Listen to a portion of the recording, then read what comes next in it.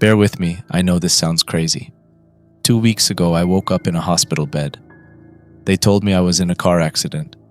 I don't remember the crash, just a blinding flash of light. Since being discharged, things have felt wrong. Not just slightly off, deeply off, like the world is wearing a mask and I'm the only one who can see the seams. Little things were off at first, easy to dismiss. But today something happened, something I can't explain. And now I know for sure, whatever this is, it isn't just in my head. This is real, and I'm scared as fuck. At first, nothing seemed too weird. I'd never spent a night in a hospital before, so waking up in a sterile, fluorescent-lit room was bound to feel unsettling. I brushed it off. My parents were more doting than usual, but for people whose son had almost died, they took it surprisingly well, at least until we got to the car. That's when the concern cracked, and the disappointment seeped through. They scolded me for wrecking my 2003 Saturn shitbox, calling me reckless. The words sounded right, worried, even empathetic. But something was off. My mom's face kept shifting like she couldn't settle on how she was supposed to feel. My dad, though, he barely moved. He sat rigid, staring straight ahead, as if turning his head wasn't an option. But I could feel him watching me. His gaze lingered in the rearview mirror, heavy and cold. Each time I glanced up, I'd catch his eyes for just a split second before he snapped them back to the road. But I knew he never really looked away. After the 6th time, I stopped looking away too. The mirror became a silent one-way standoff as I waited for him to scold me through it again. He didn't so much as glance at it for the rest of the drive.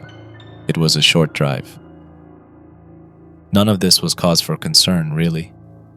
Nothing that followed was all that crazy. But when we got home, I felt a shift. Coming from the harsh fluorescence of the hospital and the golden stretch of road outside, I wasn't prepared for the cool dimness of the house. It wasn't dark, exactly. Mom always kept the shades open. She liked the light. But now they weren't quite shut, just not open enough. Like someone had hesitated halfway and left them there. My family didn't linger. After some pleasantries, Mom disappeared into the master bedroom. Dad went back to work, and I was left alone on the living room couch. I popped a Tylenol, took a few hits from my pen in the bathroom, and settled in. The rest of the day was mostly silent, aside from the occasional sound of Mom's bedroom door opening and closing.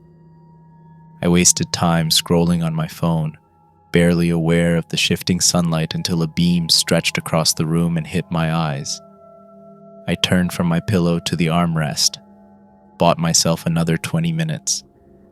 Then another beam crept up, warming my feet like some kind of passive-aggressive warning from the sun. All right, message received.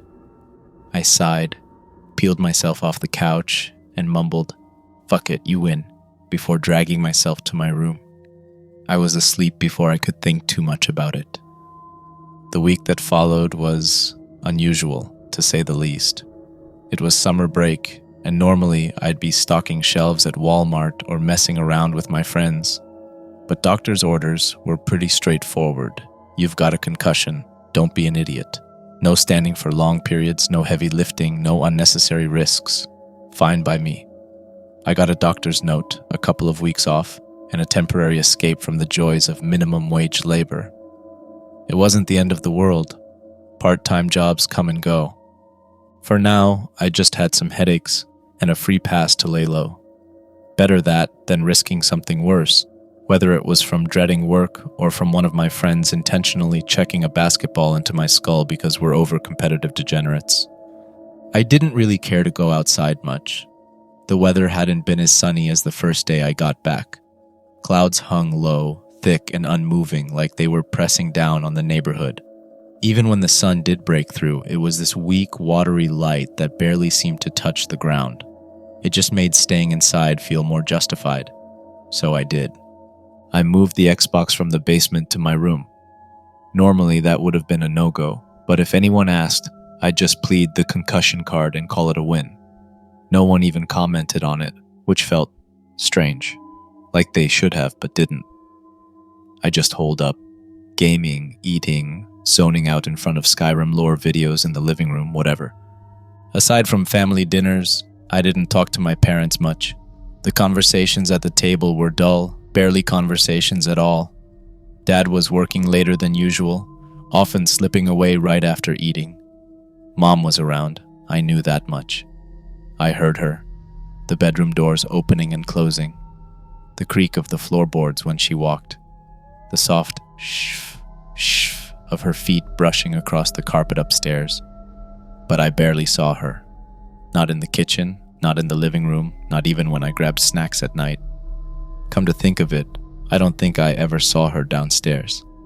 Aside from dinner, some groceries spoiled, which was weird because Mom was normally on top of that kind of thing.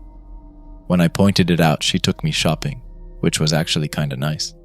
I got way more say in what we stocked the fridge with than usual. That was a win. But as we wandered the aisles, I noticed something. People were staring at me. Not in a casual, passing way. Intensely. Like they were trying to memorize my face. Or maybe like they weren't sure what they were looking at. Each time I caught someone, they snapped their head away like they hadn't been watching at all. But the feeling stayed. Not a single person looked like they could hold a normal expression on their faces. It was like they shifted through raw emotions during the most mundane tasks. I began to feel in danger. And worse, I started to notice something else. As Mom and I passed people, I swore I could hear them pivot to watch me after we walked by. I never actually saw it happen, but I could hear it. The soft squeak of a shoe turning, the faint rustle of fabric shifting. I wanted to ask Mom if she noticed anything, but the words stuck in my throat. If she hadn't, I'd sound crazy. If she had, I didn't want to know. I tried to shrug it off. I'd been a complete goblin for the past week, barely keeping up with shaving. And yeah, my facial hair was patchy as hell. Maybe I just looked like a mess. Maybe I was imagining things. Whatever. When I got back home, I hopped on Xbox, made plans with some friends for later in the week, and told myself I'd get cleaned up by then. Everything was fine. Everything was fine. 2 days passed. Nothing noteworthy. Just my growing awareness of how off everything felt. Mom was moving around more. At least, I think she was. I'd hear her footsteps, soft shuffling noises that always seemed to stop right outside my door. The first few times, I brushed it off. Maybe she was just passing by. Maybe she was listening for signs that I was awake.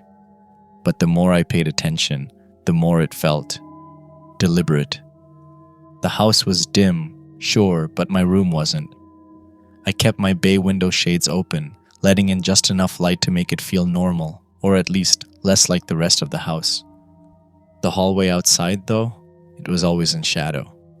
There was only one time of day where light from the high windows in the living room even touched my door, and it wasn't now. That's why I knew I shouldn't have seen anything, and yet I did.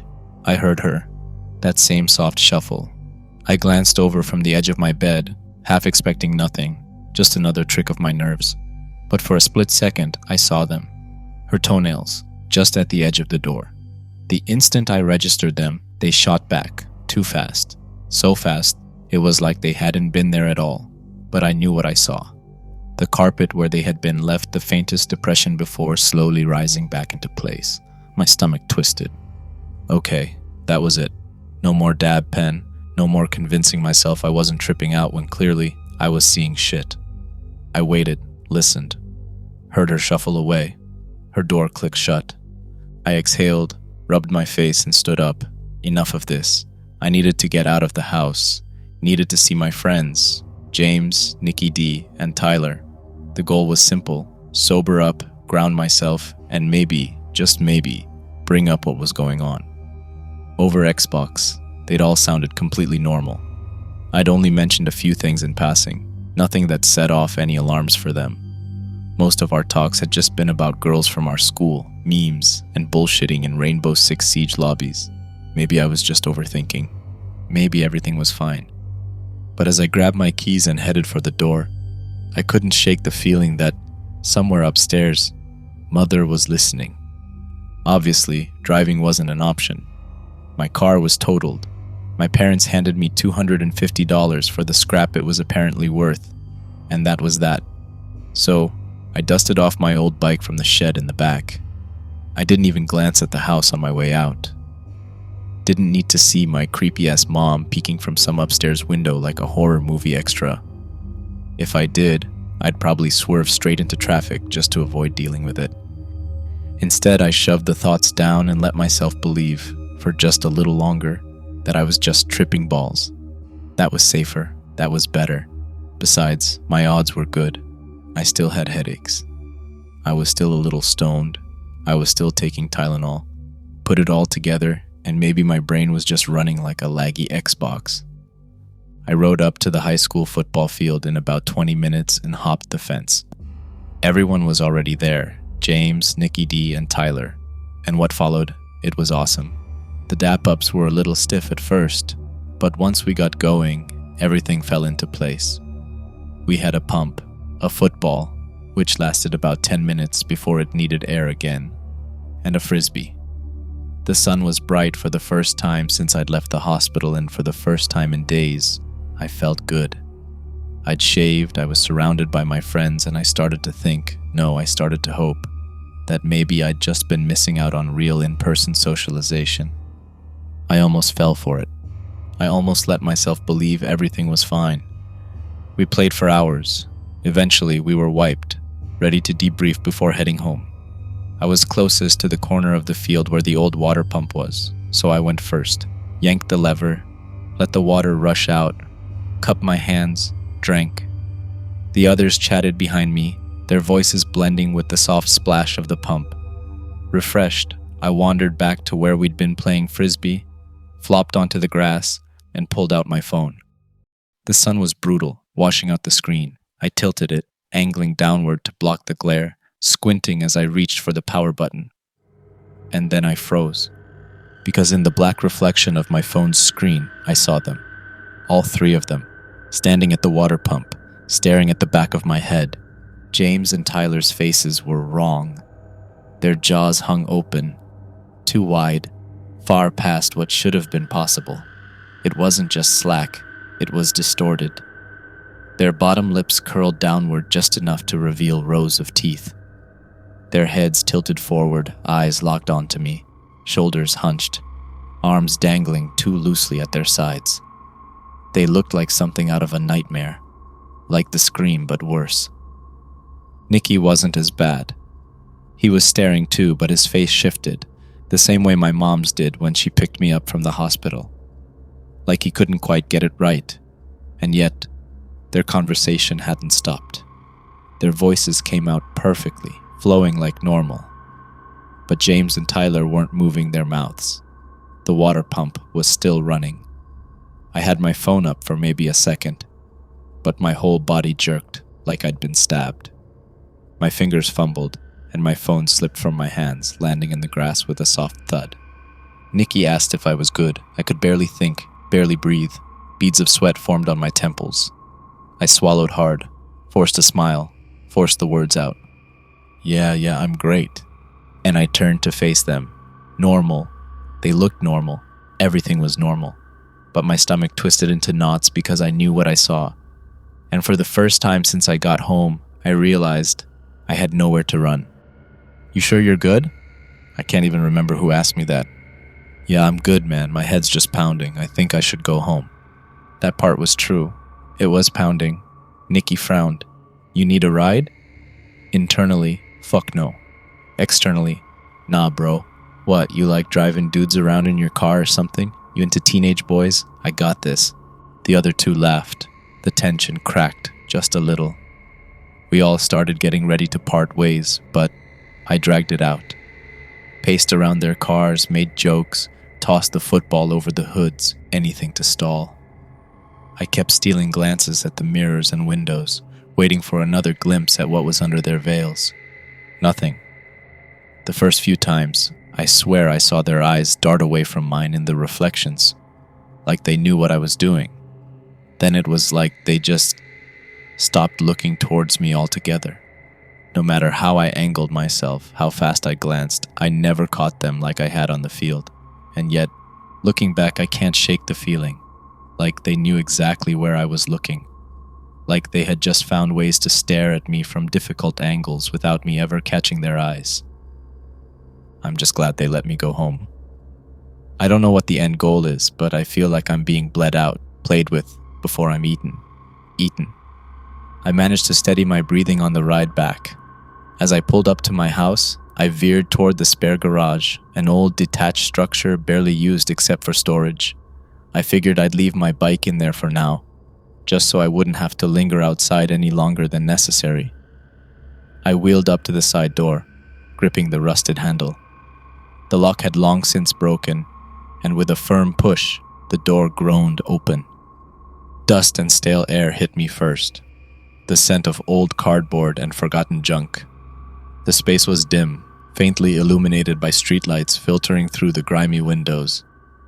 I rolled my bike inside, careful not to trip over scattered tools and warped furniture when I froze. In the center of the garage, right where it shouldn't be, was my car, perfectly intact, not totaled, not even scratched. My breath caught in my throat. I took a slow step forward, fingers brushing the hood. Cold, real, tangible. The last I'd heard of this car, I was being told it had been wrecked, scrapped. My parents handed me $250 and said that's all it was worth. So why was it here? I circled to the driver's side and peered inside. The keys weren't in the ignition, but they dangled from the dash. Something was off. The seat, normally adjusted to fit me, was pushed all the way back, like someone much taller had been sitting there. A low tremor crawled up my spine. The car, despite being untouched, was covered in dust. How long was I in the hospital? Doesn't matter. It was getting dark. I did a quick fluid check, ran my hands over the tires, making sure it'd be ready if I needed it, then jogged back to the house. But the second I stepped through the front door, it hit me again. Rapid, aggressive shuffling, door slam, then in a voice too casual, too normal to be real. "Honey, you missed dinner. Want me to heat some up for you?" "Nope." "It's okay, Mom. I'll handle it."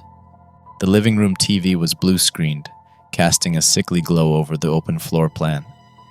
I didn't dare mess with my parents' setup. At this point, they had to know I was onto them, and I would do nothing to disturb the peace. I grabbed some snacks from the fridge, went straight to my room, locked the door, dug out my old iPod Gen 6 from middle school, buried in a shoebox, and set it to charge. For a while I just sat there, listening. It was too quiet. I FaceTimed the iPod from my phone, hesitating, debating whether I should even leave my room. The upstairs layout was simple, 4 rooms. Mine was first on the left at the top of the stairs. My parents' was last on the right. At the very end, a closet, where we kept detergent and towels. My bathroom was the last door on the left. The plan was simple. A strategic iPod drop-off during my next bathroom run. I executed flawlessly, waiting for the next round of patrolling before slipping out. I cracked the closet door just enough to give my iPod a view down the hall, plugged the charger in beneath the bottom shelf and left it there. A hidden eye. A way to see what my parents really looked like when they thought no one was watching. I almost regret this decision. It seemed fine when I got back into my room and locked the door. I quietly angled my dresser in front of it, wedging my desk chair as tightly as I could under the handle. Too much movement. I heard my parents' door fly open, slamming into the inside wall of their bedroom. By the time I grabbed my phone, she was already there, standing at the end of the hall, facing my door, swaying. She was past the weird shifting face that Nikki had. Whatever this is, there's stages. Her jaw wasn't just distended, it was stretched beyond its limit. The skin pulled so tight it dangled with every sway of her body. Even from here I could see the bags under her eyes, not just dark circles but loose, sagging folds that drooped to her upper lip, exposing way too much dry, pink eyelid. Her hair, thin and patchy, clung to her scalp with a greasy sheen from the glow of the living room TV and the dim light spilling from the master bedroom. Her arms didn't hang. Her elbows were bent at stiff, unnatural 90-degree angles, shoulders hunched forward, wrists limp, long bony fingers dangling. The only way I knew it was my mom was the pajama top. It clung to her sharp skeletal frame, stretched over the ridges of her spine, hanging loose around her frail shoulders. She leaned in, pressed against the door. Her head tilted, slow, deliberate, like she could see through the wood, tracking exactly where I was. And then a whisper. "Honey, are you awake?" Her mouth didn't move, lips stretched thin, jaw unhinged and frozen in that grotesque, slack-jawed state. But the words came anyway, perfectly clear, perfectly human. "I know you're up, honey. I just heard you moving." Yeah, I just moved some furniture around. I didn't like where my TV was." A pause. Then, the whisper again, perfectly clear, perfectly human. "Can I see?" My throat tightened. "Tomorrow," I lied. "I'm naked right now. I don't want to get dressed. Please, please, please work." I was frozen, my face glued to my phone screen, not daring to look away from the grainy FaceTime feed. My breath barely made a sound. Then finally, "Okay, tomorrow then." As she spoke, something shifted in the farthest, darkest corner past the stairs. At first, I thought it was just shadow. But then, an arm, thin, brittle, dangling down from the ceiling like a puppet on cut strings. Another arm followed, then a body, slow and deliberate, lowering itself down the wall. My stomach turned to ice. Dad, did he ever even leave the house?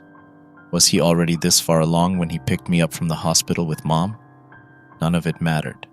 He moved with absolute silence, clambering up the stairs as Mom whispered one last time, "Good night, son. I love you."